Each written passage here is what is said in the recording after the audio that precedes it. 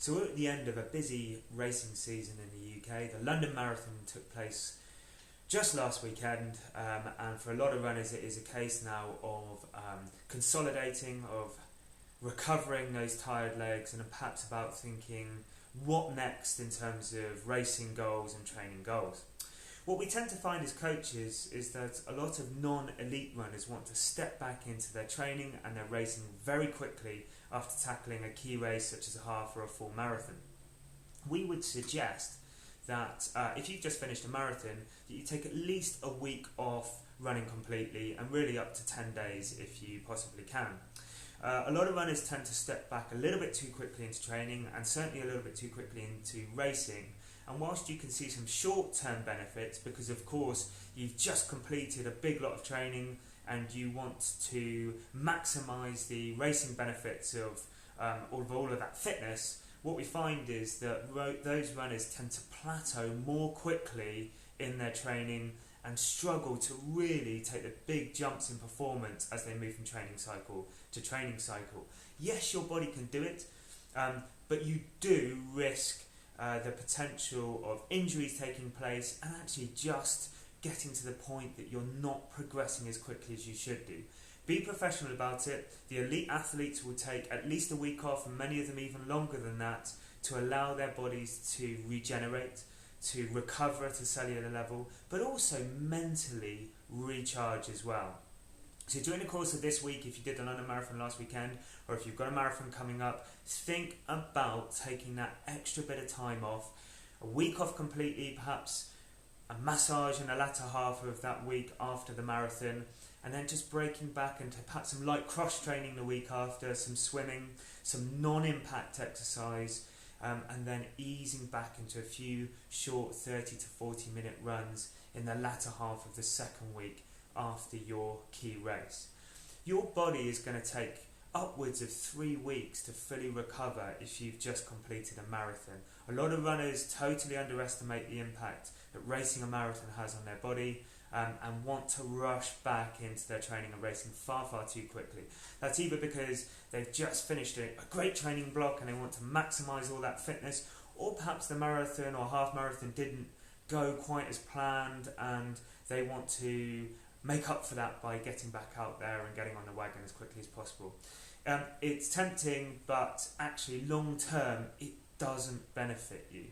Step away from your training, allow yourself to recharge, ease back into your running gradually over the next 2 weeks, and then start to focus on some new running goals. If you just finished a marathon, it might be focusing on some shorter distance racing over the next few months, some 5Ks, some 10Ks, perhaps building towards another marathon in the autumn if that's what's right for you.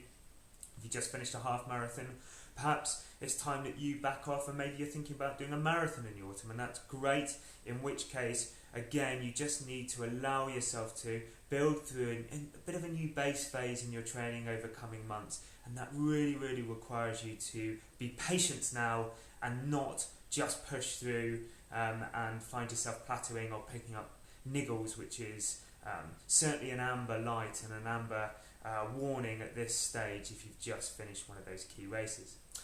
Rest and recovery generally is a key aspect of what we focus on as coaches, as much as we focus on the training. The training is not when your body gets fitter. It's as your body rests and recovers and adapts to that training, you get fitter. So unless you have a real focus on how to rest and recover properly, you will not see the benefits of all of that hard work and training.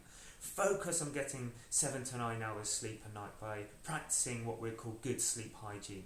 Make sure that you're not taking smartphones, tablets, electronic devices into the bedroom.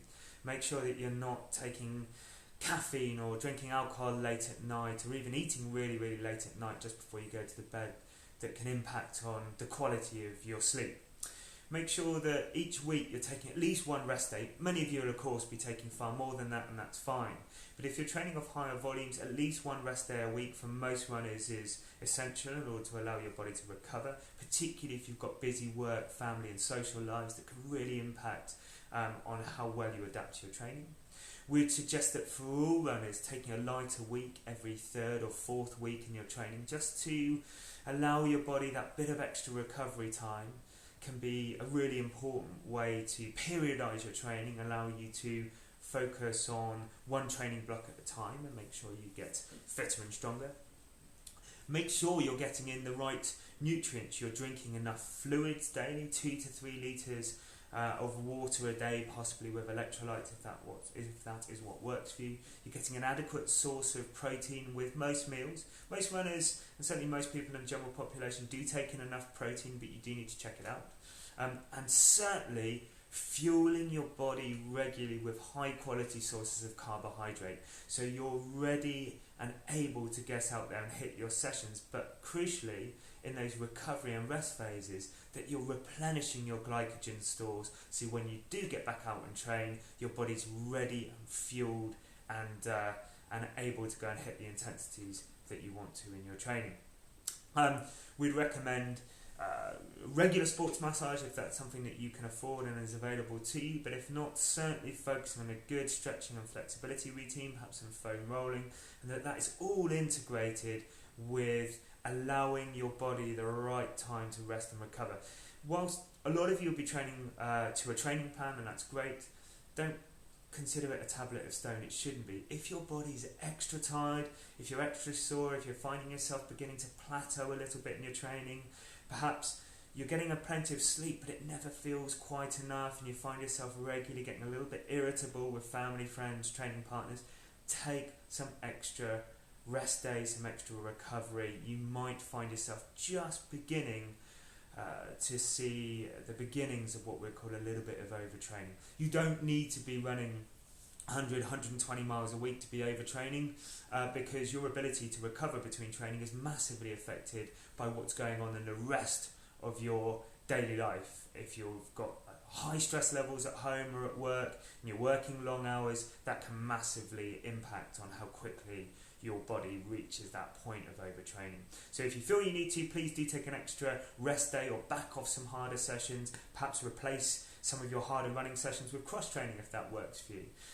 But do respect the essential role rest and recovery has as you adapt to your training as you go along, but crucially after a key race such as a marathon. A bit of extra rest now will see you performing much better 2 to 3 months down the line. Good luck.